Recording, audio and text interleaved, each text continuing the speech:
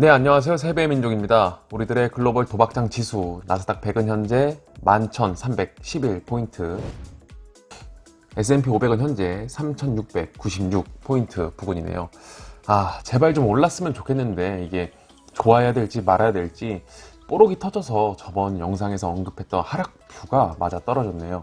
그렇다면 앞으로의 시장은 어떻게 될지 세배의 민족 출발하겠습니다. 구독, 좋아요, 댓글 진심으로 감사합니다. 네, 9월 마지막 주차 주요 경제 일정입니다. 일단 일정을 보기 이전에 시장이 왜 이렇게 빠졌을까요? 최대한 쉽게 설명하고 가볼게요. 이번 FOMC 때 75bp 인상 이전에 시장의 기준금리 전망 경로였거든요. 그래서 올해 정점을 찍고 많이는 아니지만 연말쯤에는 동결 정도로 기대하고 있었는데 이번 점도표에서 나온 결과를 보시면 금리 인상의 사이클이 끝나가는 게 아니라 내년에도 인상 가능성이 더 커졌다는 거죠. 그래서 기준금리 경로를 따라가는 2년물 중심으로 금리가 엄청 급등하면서 주식시장이 다시 한번 하락하는 상황을 겪었네요. 그렇다면 다음 주 일정에서 지켜봐야 될 게 무엇이 있을까요? 금요일에 있을 미국 PCE 물가지수랑 유로존 물가지수 발표가 중요해 보이네요. 둘 다 향후 통화정책 방향에 대해 결정할 중요한 데이터잖아요. 그래서 리세션이 와도 인플레 잡겠다고 난리치고 있는데 해당 수치를 봤는데 물가가 안 잡힌다? 그러면 지금처럼 계속 그냥 금리 인상하면서 경제를 쪼이는 스탠스가 계속되는 거죠. 그래서 물가지수가 떨어지기를 바라고 있는 상태인데 심지어 이번 시장 예측치는 전월보다 오히려 높거든요. 그래서 떨어지기를 바라고 있는데도 불구하고 인플레가 쉽게 잡히지 않을 것으로 시장은 예측하고 있는 상태여서 예상치보다 크게 하회하지 않는다면 사실상 상승 전환의 모멘텀은 아직 없을 것이라고 보입니다.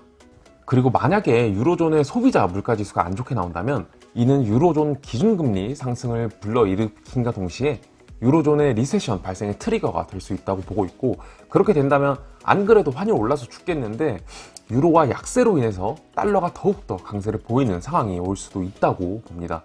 그리고 다음 주 일정을 보시면 FOMC가 끝나고 나니까 저기 그 연준 양반들 연설 보이시죠? 또 저 양반들이 그 매파적 뉘앙스를 풍길 때마다 시장의 변동성이 확대될 수 있으니 참고하시면 되겠습니다.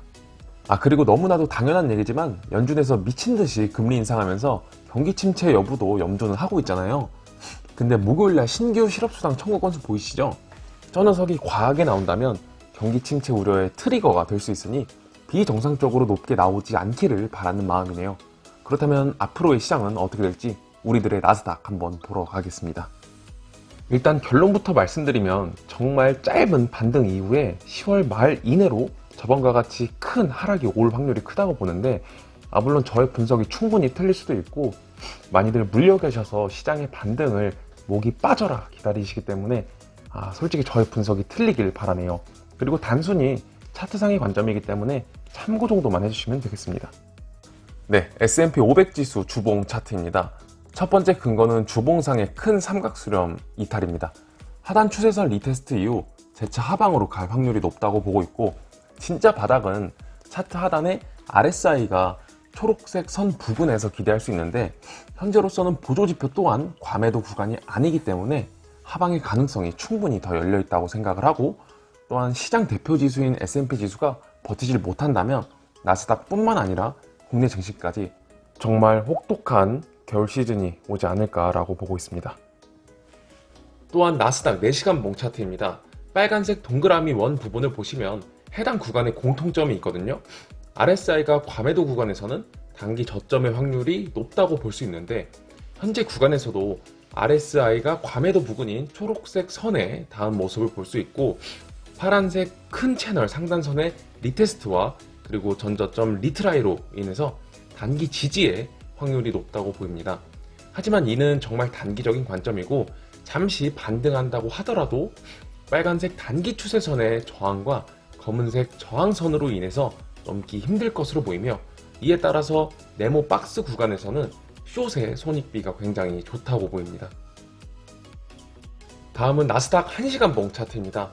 오른쪽 그림을 보시면 교과서에서 나오는 헤드앤숄더 패턴으로 현재 나스닥 무빙과 유사하다고 보고 있으며, 대칭이론 적용 시 머리에서 넥라인까지 떨어진 낙폭만큼 넥라인에서 동일하게 하락폭을 고려한다면 숏 포지션의 목표 구간인 나스닥 100 지수로 약 1,500포인트 부근이 되겠네요.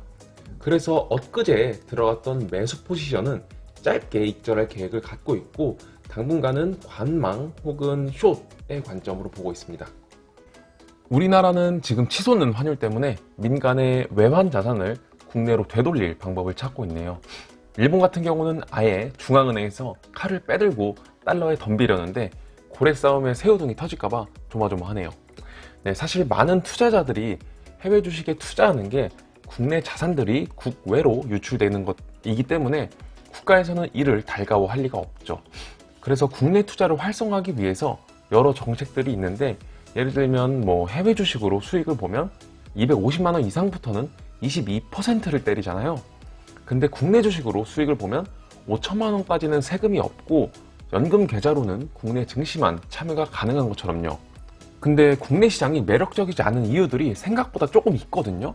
예를 들면 배당주 같은 경우도 배당률이 더 높은 해외 기업들이 많고 국내 주식의 경우 배당률을 높이자니 실제로 외국인 지분율이 워낙 높기 때문에 배당률을 올리는 것 자체가 국부 유출이 되어버리는 상황이다 보니까 이도 저도 안 되고 해외 인덱스의 경우 정말 우상향이라고 자부할 수 있지만 국내 인덱스는 작년 양적 완화 이전에는 사실 거의 10년간 박스피였고 공매도의 경우 기관에게는 사실상 상환일이 무기한 연장이 가능한데 개인에게는 60일의 상환 기간과 그리고 높은 담보율로 굉장히 기울어진 운동장이라고 이제 표현들을 하죠.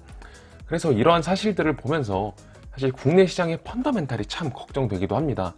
그래서 그런지 이런 해외 지수를 추종하는 상품들을 국내 시장에 출시하는 게 사실 어떤 느낌이냐면 에버랜드 가서 놀지 말고 집 앞 놀이터에서 놀아라 이런 느낌도 들긴 해요 사실. 그래서 회의감이 많이 드는 시장이지만 우리 모두 파이팅 할 수 있도록 세배 민족이 함께 하겠습니다.